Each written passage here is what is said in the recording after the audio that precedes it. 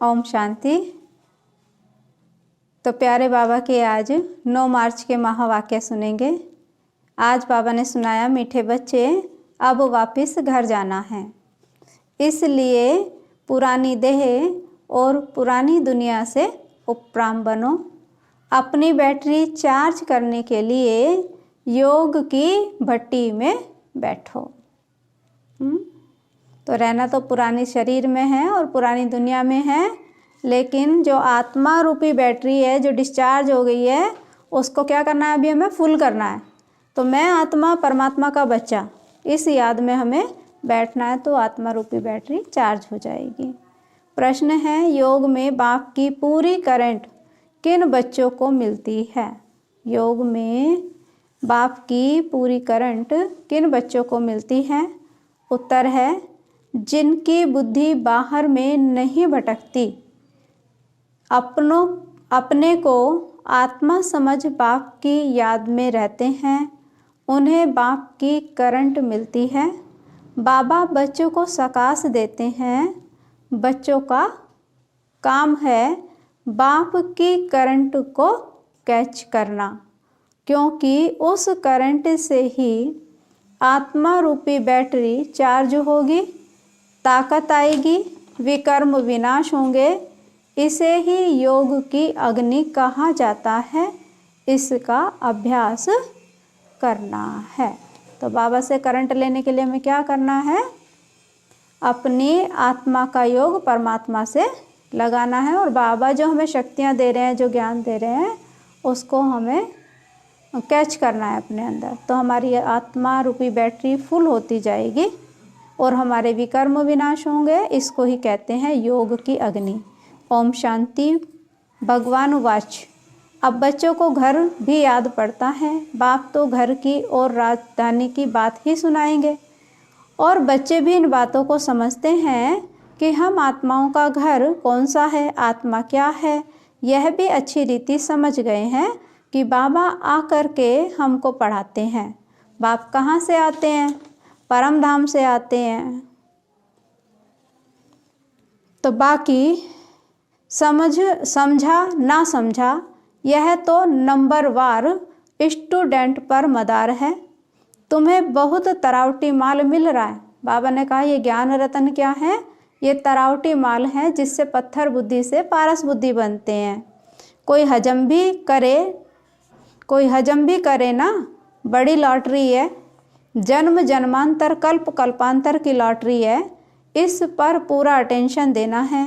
बाबा से हम करंट ले रहे हैं। बाप भी भ्रकुटी में बीच में बैठा है, बाजू में। तुमको भी अपने को आत्मा समझ बाबा को याद करना है, ना कि ब्रह्मा को। हम उनसे योग लगाकर बैठे हैं। इनको देखते भी हम उनको देखते हैं, आत्मा की बात नहीं है। तो भले सामने शरीर ब्रह्मा बाबा का दिखता था, लेकिन हमें बच्चों को मालूम है कि शिव बाबा ब्रह्मा बाबा के माध्यम से हमें अपने महावाक्य सुना रहे हैं। अच्छा, मीठे मीठे सिकिलदे बच्चों प्रति माता पिता बाप दादा का याद प्यार और गुड मॉर्निंग। रूहानी बाप की रूहानी बच्चों को नमस्ते। हम रूहानी बच्चों की रूहानी बाप दादा को नमस्ते। नमस्ते प्यारे बाबा, नमस्ते। धारणा के लिए मुख्य सार। फर्स्ट पॉइंट, आत्मा को स्वच्छ बनाने के लिए सवेरे सवेरे बाप से सर्च लाइट लेनी है। बुद्धि योग बाहर से निकाल एक बाप से लगाना है। बाप की करंट को कैच करना है। तो आत्मा शुद्ध कैसे बनेगी? बाबा की याद से। जब आत्म अभिमानी बनकर बाबा से शक्तियाँ लेंगे, तभी आत्मा शुद्ध बनती है। सेकंड पॉइंट, आपस में भाई भाई के सच्चे लव से रहना है। सबको रिगार्ड देना है। आत्मा भाई अकाल तख्त पर विराजमान है, इसलिए भ्रुकुटी में ही देखकर बात करनी है। तो हम सब आत्माएं परमपिता परमात्मा की संतान, तो इसलिए बाबा ने कहा क्या देखना है? भाई भाई। तो रिगार्ड देना, एक दूसरे को सम्मान देना है। इसलिए जब भी किसी से बात करें तो भ्रकुटी में माना बाहों के बीच में देखकर बात करें। वरदान है, अपने संपर्क द्वारा अनेक आत्माओं की चिंताओं को मिटाने वाले, अपने संपर्क द्वारा अनेक आत्माओं की चिंताओं को मिटाने वाले सर्व के प्रिय भाव। विस्तार है, वर्तमान समय व्यक्तियों में स्वार्थ भाव होने के कारण और वैभवों द्वारा अल्पकाल की प्राप्ति होने के कारण आत्माएं कोई ना कोई चिंता में परेशान हैं। आप शुभ चिंतक आत्माओं के थोड़े समय का संपर्क भी उन आत्माओं की चिंताओं को मिटाने का आधार बन जाता है।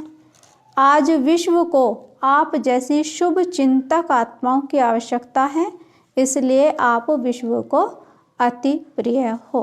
तो इसमें बाबा ने बताया कि अगर आप सबकी शुभ भावनाएं रखते हैं तो किसी के भी संबंध संपर्क में आएंगे तो उनकी अनेक चिंताएं हट जाएंगी और आप सबके प्रिय बन जाएंगे। स्लोगन है, आप हीरे तुल्य आत्माओं के बोल भी रतन समान मूल्यवान हो। बाबा ने कहा स्लोगन में, आप हीरे तुल्य आत्माओं के बोल भी रतन समान मूल्यवान हो। है तो बाबा की यही चाह है बच्चों से कि हीरे तुल्य आत्मा, आत्मा कैसी है? चमकता हुआ डायमंड है। तो बाबा ने कहा डायमंड के जो बोल भी मुख से निकले वो कैसे हो? मूल्यवान हो, वो भी डायमंड जैसे ही हो, माना शुद्ध हो, शुभ हो और श्रेष्ठ हो। ओम शांति।